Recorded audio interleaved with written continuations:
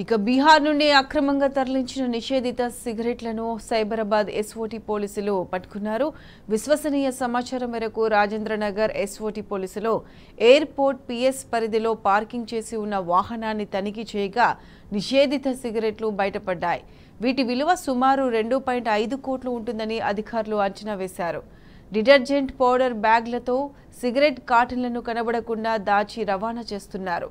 పోలీసులు 4 నిందితులను పట్టుకుని అదుపులోకి తీసుకున్నారు.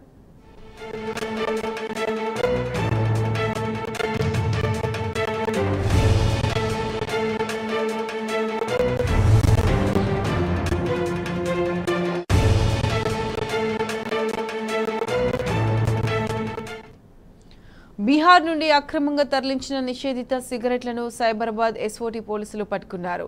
విశ్వసనీయ సమాచారం మేరకు రాజేంద్రనగర్ ఎస్ఓటీ పోలీసులు ఎయిర్పోర్ట్ పిఎస్ పరిధిలో పార్కింగ్ చేసి ఉన్న వాహనాన్ని తనిఖీ చేయగా నిషేధిత సిగరెట్లు బయటపడ్డాయి.